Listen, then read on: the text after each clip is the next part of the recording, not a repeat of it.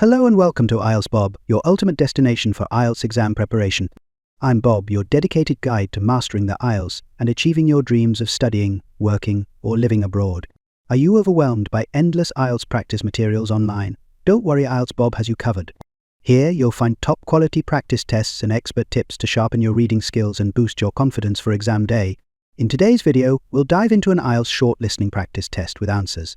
Whether you're just starting your IELTS journey or striving for a perfect score, this video is tailored to help you succeed.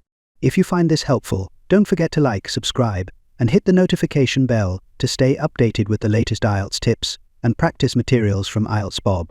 Let's unlock your potential and make IELTS success your reality. Are you ready? Let's get started. Part 2. You'll hear a man talking about living and working on Trinidad. First, you have some time to look at questions 11 to 15.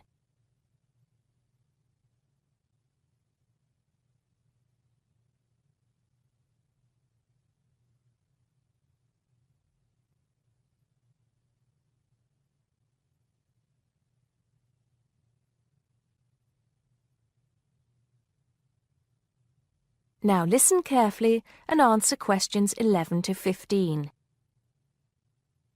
Hi, I'm Steve Pinfold, and I'm here today to tell you about my gap year, which I took about 20 years ago. Unlike many students these days who go travelling or get some work experience between school and university, I decided to do something completely different after finishing my degree. I applied to work for a charity organisation. What it does is it sends people with particular skills to countries where those skills are needed. Apart from having some experience teaching English to summer school students, I didn't have any particularly useful skills, I thought, but luckily I was still accepted. I had to find the money for the flight, but you get free accommodation.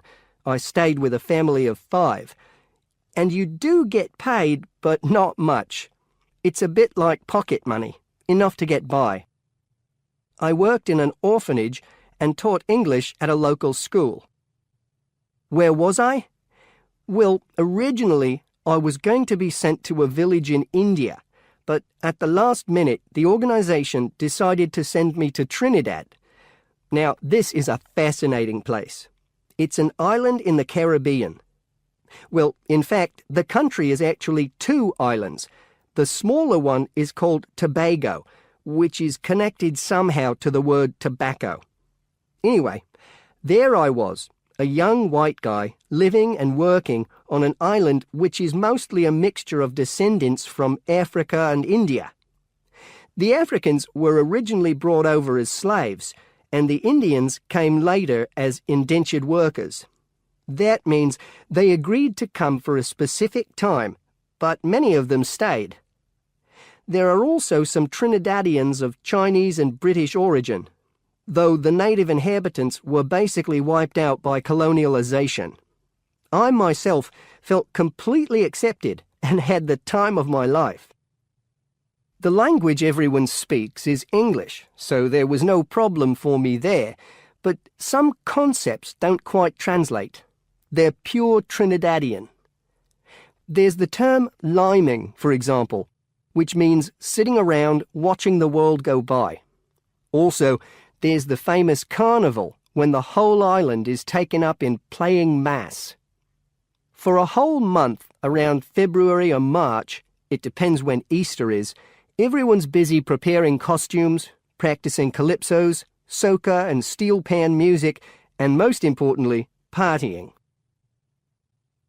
Before you hear the rest of the talk, you have some time to look at questions 16 to 20.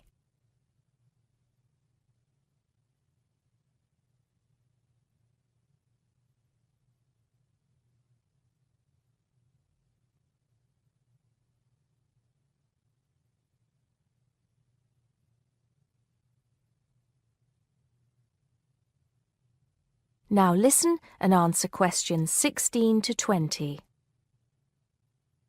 When the actual official carnival starts, it's days of 24-hour dancing in the streets. In Trinidad, it's called whining, You've probably seen this sort of thing on TV, in the more famous carnival in Rio, or even at the Notting Hill Carnival in London. Many people join bands, each one of which has a theme. For example, the Sea or Jungle Fever, and they have costumes designed and made to go with the theme. These can cost $1,000 for the king and queen of each band. They're incredible. The whole city is a non-stop party zone, full of colour and sound. It's serious too. The bands are in competition and the winner gets $1 million. Sorry, I got a bit carried away with those memories. Back to my real job there.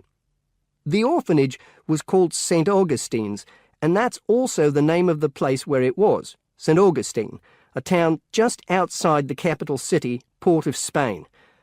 I didn't have any particular job description, just to be with the children and tell stories, sing songs and play games. Oh, and we also went camping in the jungle once. I could tell you a few stories about that particular escapade. Every time I arrived at the gate, kids would come running towards me, shouting, with big smiles on their faces. The younger children seemed fascinated by my blonde hair and loved to touch it as if it was something miraculous. The English teaching I did 2 days a week in a primary school for 6 to 11-year-olds. The kids may have been poor, but they all wore neat and clean uniforms and were so respectful and enthusiastic. I've now been teaching for many years in different countries, and I still think those were the best students I've ever taught. What else did I do while I was there? I swam a lot. Can you imagine what it's like swimming with dolphins and with pelicans diving into the sea right next to you? More seriously, I trained to be a Samaritan. That's someone who listens and supports people who have problems with their lives.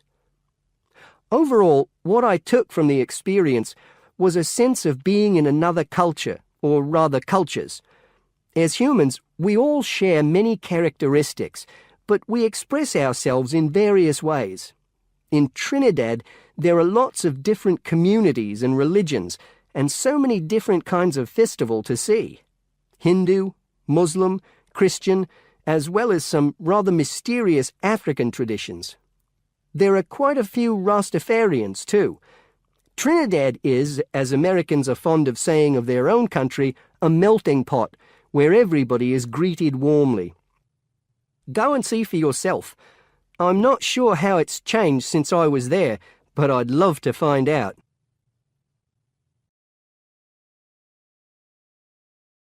That is the end of part 2.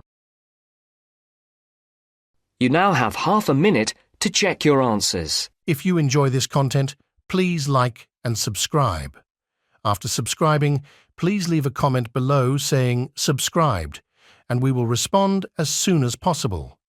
By subscribing, you're supporting our mission to help others achieve their IELTS goals.